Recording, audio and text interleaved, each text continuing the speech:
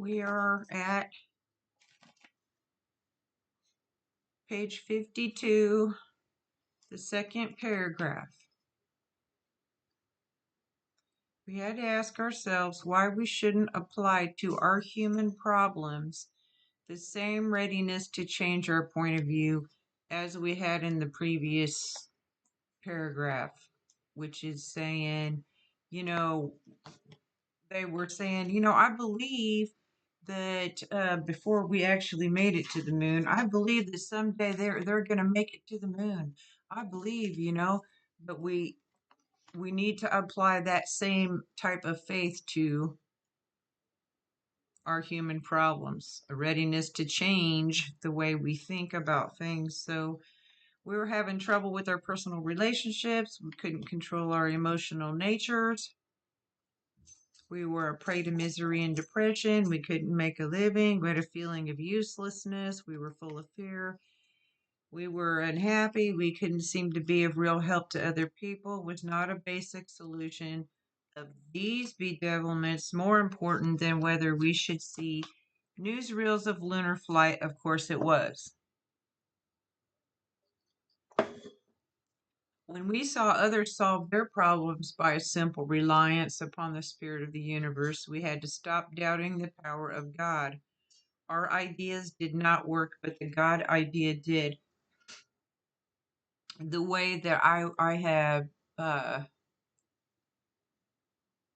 way that I had thought about things and the way that I went about things and my ideas didn't work it was painfully obvious to me that the way that I was living my life and the choices that I was making wasn't giving me any benefits. So most alcoholics can agree with that. If you're at that point, then you can open your mind just a little bit more and say maybe try that God idea, okay? Even if you think you have before. The Wright brothers' almost childish faith that they could build a machine which would fly was the mainspring of their accomplishment. If they didn't believe it, they would have never achieved it. Without that, nothing could have happened. We agnostics and atheists were sticking to the idea that self-sufficiency would solve our problems. Now, self-sufficiency is independence. What is this? Or of character, especially of an arrogant or imperious sort. When others showed us that God's sufficiency worked with them, we began to feel like those who had insisted the rights would never fly. God's sufficiency. God's sufficiency, ASEITY, is self-derived or self-originated autonomy of God. Logic is great stuff. Logic, reasoning, conducted and assessed according to strict principles of validity. We liked it. We still like it. It is not by chance we were given the power to reason, to examine the evidence of our senses, and to draw conclusions. God gave us the ability to think, understand, form judgments by a process of logic. He gave it to all of us.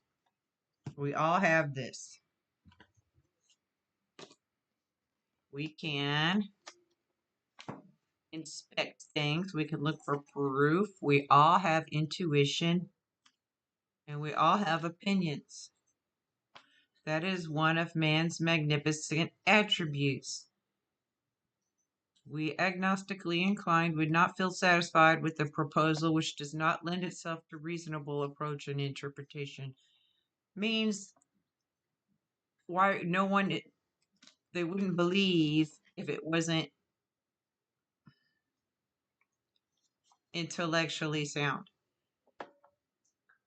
if it doesn't make sense. Hence, we're at pains to tell why we think our present faith is reasonable, why we think it's more sane and logical to believe than not believe. Okay? why we say our former thinking was soft and mushy when we threw up our hands in doubt and said we don't know. So there, it's hard to say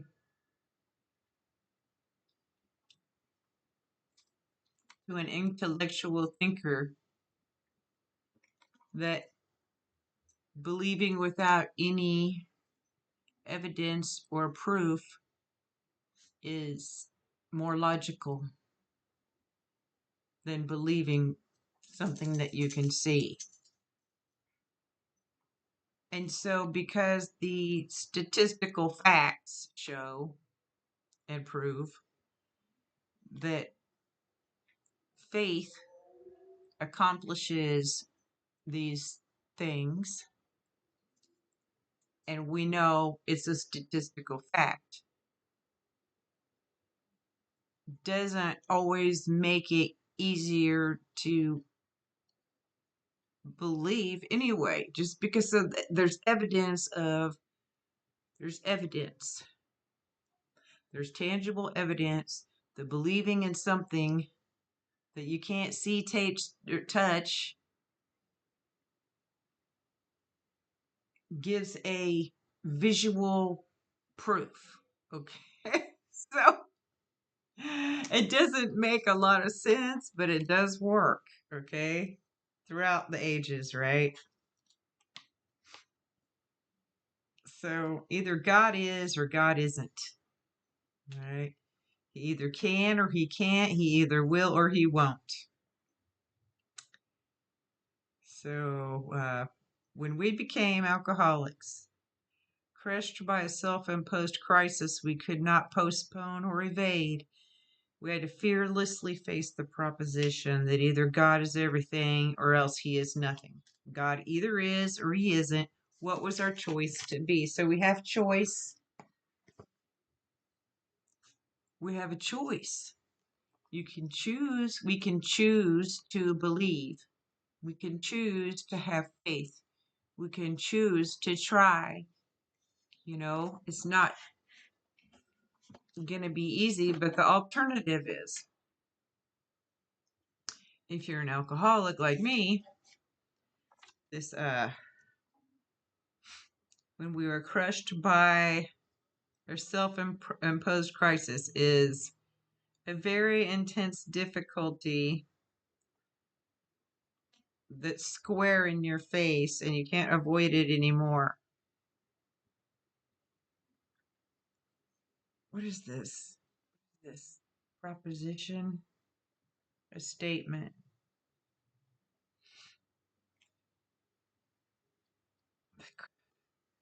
Crushed by a self-imposed crisis we couldn't postpone or evade.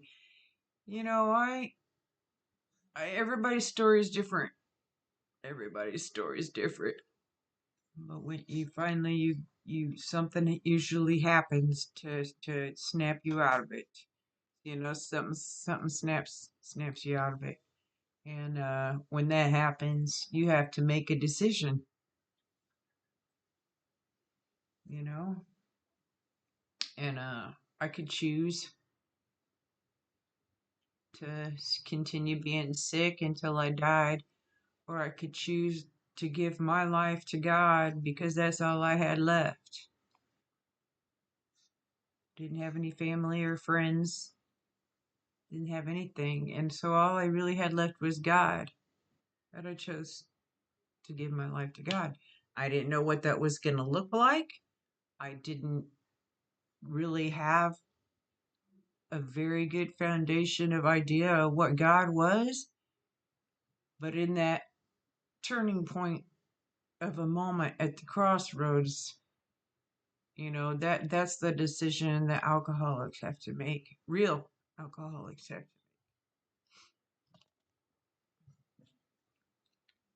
to. Yeah. So,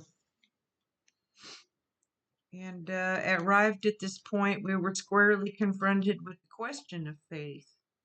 We couldn't duck the issue. Some of us had already walked far over the bridge of reason toward the desired shore of faith. It's just using different ways to say the same thing. The outline and the promise of the new land had brought luster to tired eyes and fresh courage to flagging spirits.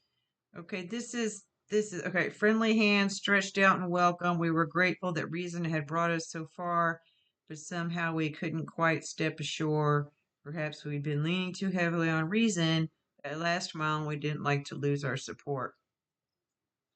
So to me, that's saying that's how I felt when I first got into AA. I knew the right thing to do was to stop drinking, right? And it was a logical choice, you know, to go to Alcoholics Anonymous.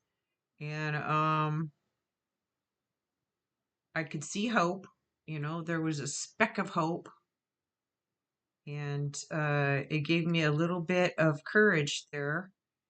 Uh, and there were people who did hold their hands out in friendship. And there's a time where we have to cross the bridge. I had to cross the bridge from depending on people to depending on God. And that is where I was that fear of losing support is that's how I interpret that. That was natural, but let us think a little more closely. Without knowing it, had we not been brought to where we stood by a certain kind of faith? Or did we not believe in our own reasoning? Okay, do we not believe in our own ability to think? I mean, I would say I don't know if that's a good idea for me to believe in my thinking skills. Did we not have confidence in our ability to think? What was that but a sort of faith? Yes, we'd been faithful, we're talking specifically to agnostics, but a lot of other people have these issues too, You don't have to be an agnostic to have these types of things.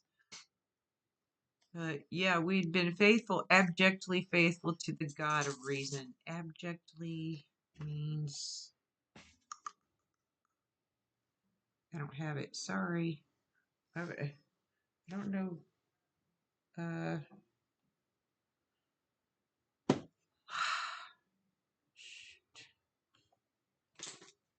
so we're already worshiping a God. Okay. If we're worshiping our own thinking, we're kind of worshiping ourselves or the God of thinking. So there is faith right there. So, in one way or another, we discovered faith had been involved all the time. Abjectly means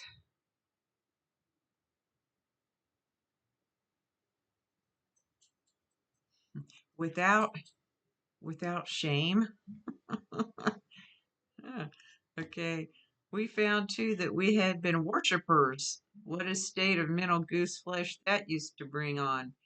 Had we not variously worshipped people, sentiment, things, money, and ourselves, and then with a better motive, better reason, a motive is a hidden reason. Had we not worshipfully beheld the sunset, the sea, or a flower, who of us had not loved something or somebody? How much did these feelings, these loves, these worships have to do with pure reason? Stop. Just a second. Okay. How much did these feelings have to do with pure reason? Little or nothing, we saw at last. Were not these things the tissue out of which our lives were constructed? Did not these feelings, after all, determine the course of our existence? It was impossible to say we had no capacity for faith, or love, or worship.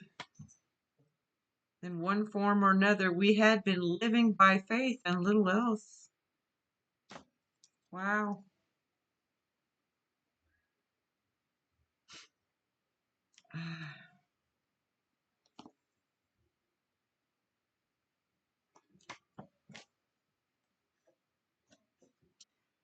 Faith leads to feelings. Faith, trust, and confidence. Imagine life without faith. Were nothing left but pure reason, it would not be life. But we believed in life.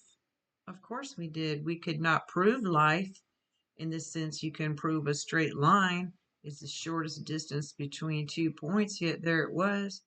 Could we still say the whole thing was nothing but a mass of electrons created out of nothing, meaning nothing, whirling on to a destination of nothingness? Of course we couldn't. The electrons themselves seem more intelligent than that because they're going in a pattern, okay? At least so the chemist said. So the chemist said that they were intelligent because they were moving in a pattern. Hence we saw that reason isn't everything. Neither is reason, as most of us use it, entirely dependable. Cannot cannot I cannot live on intellect alone. This is important for people that what was it? They say, you're too smart for your own good. And it's a simple program for complicated minds.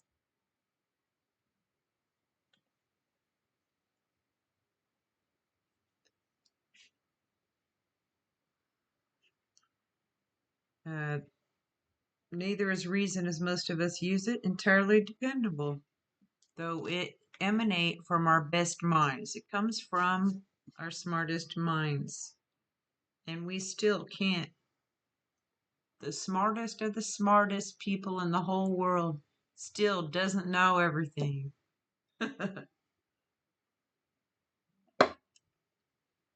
What about people who proved that man could never fly? Yet we had been seeing another kind of flight, a spiritual liberation from this world. People who rose above their problems. They said God made these things possible and we only smiled. We had seen spiritual release, but liked to tell ourselves it wasn't true. Wouldn't it be easier? I don't know why we do that. Actually, we were fooling ourselves, so we were deceiving ourselves. For deep down in every man, woman, and child is the fundamental idea of God. It may be obscured, hidden by calamity, which is by pomp, by worship of other things, but in some form or other it's there. So it can be hidden by trauma, it can be hidden by pride, it can be hidden by an excess of stuff, it can be hidden by focusing or obsessing on something else or a human being. The fundamental of the idea of God or the connection to God can be cut off by certain things. For faith in a power greater than ourselves and miraculous demonstrations of that power in human lives are facts as old as man himself. So we know this across history. We finally saw that faith in some kind of God was a part of our makeup just as much as the feeling we have for a friend. It's part of our genetic code. There's the God gene. I think there's a God gene they found in our body now. But we're born with it. Sometimes we had to search fearlessly, but he was there. Searching fearlessly for God is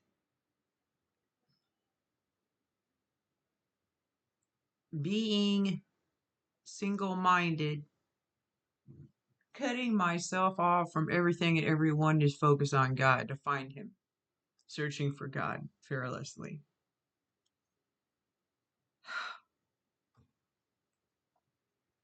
He was as much a fact as we were.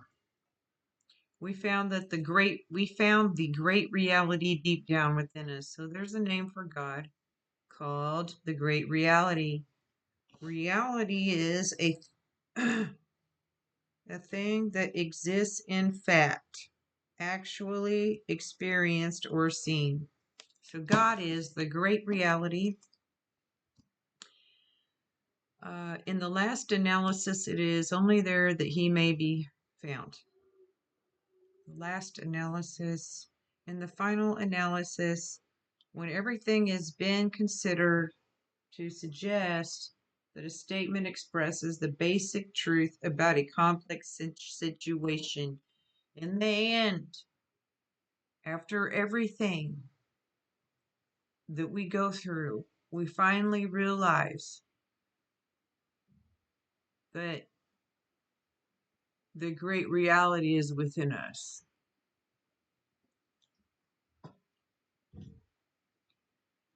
And that's where we find Him. It was so with us. We can only clear the ground a bit if our testimony helps sweep away prejudice, enables you to think honestly, encourages you to search diligently within yourself. Then, if you wish, you can join us on the broad highway. Okay, if our testimony,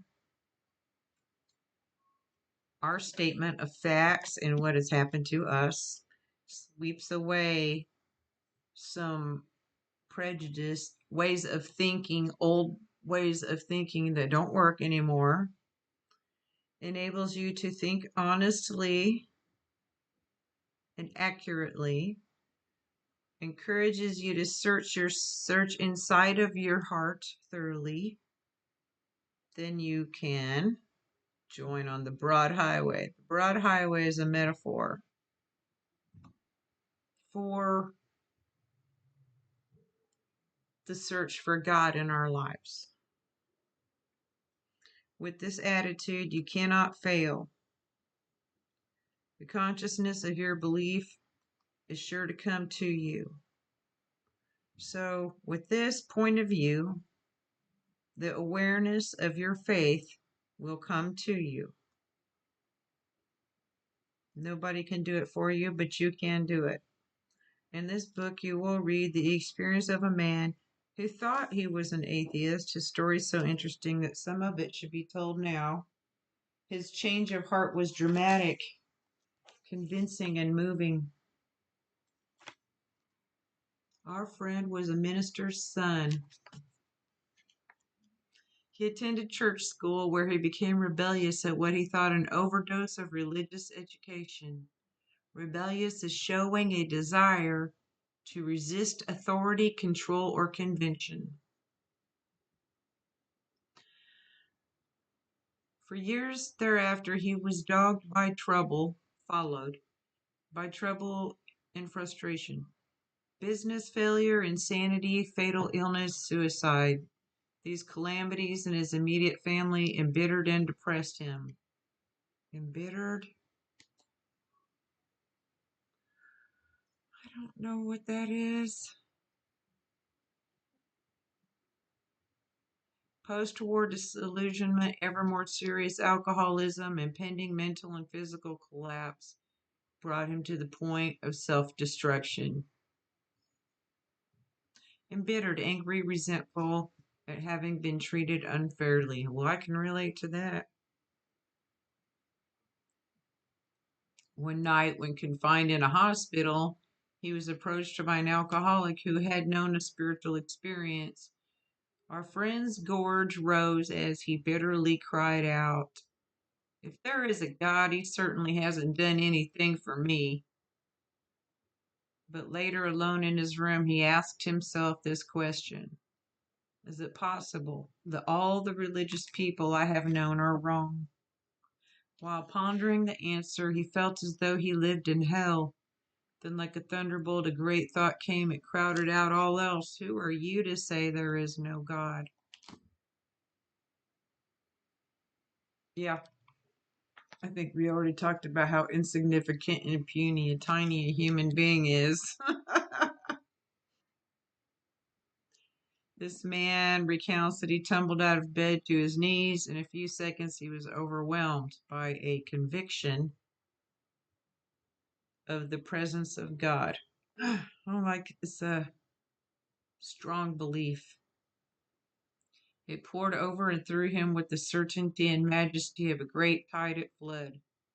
The barriers he had built through the years were swept away.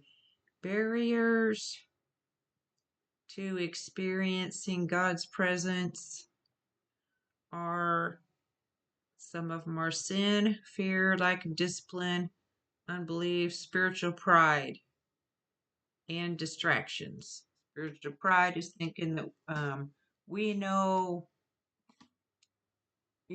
spiritual pride is not being willing to listen to anyone else's ideas about God at all because you already know everything about him.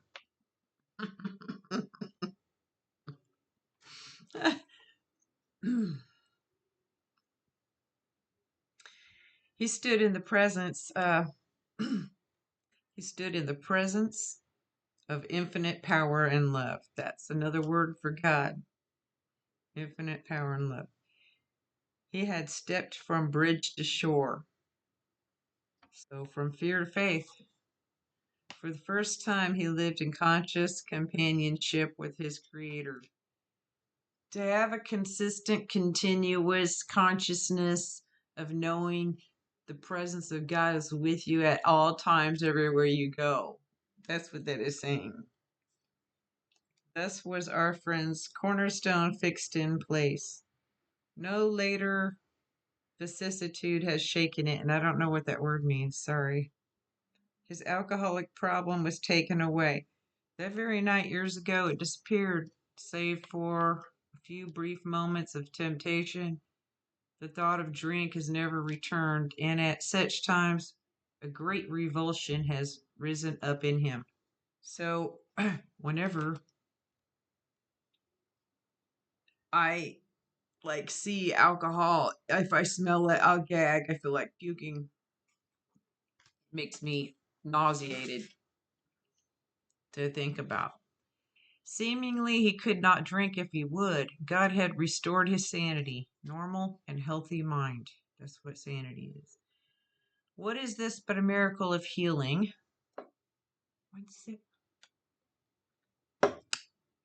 Yet its elements are simple. Circumstances made him willing to believe. Yeah.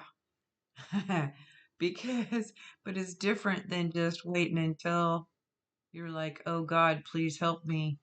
It's something that doesn't go away. So if you say, oh God, please help me, and then after he helps you, you ignore him again, it's not that way. It is talking about a real experience where he stayed with him. So circumstances made him willing to believe. Then he humbly offered himself to his Maker, and then he knew. Even so, and it follows the rest of us, and this is how it happens, restored us all to our right minds. To this man, the revelation was sudden. Some of us grow into it more slowly, but he has come to all who have honestly sought him. When we drew near to him, he disclosed himself to us. Disclose, make a secret or new information known. Allow something to be seen, especially by uncovering it. So,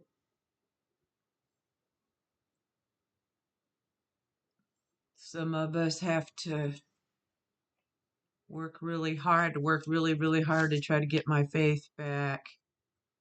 So, I'm going to stop there.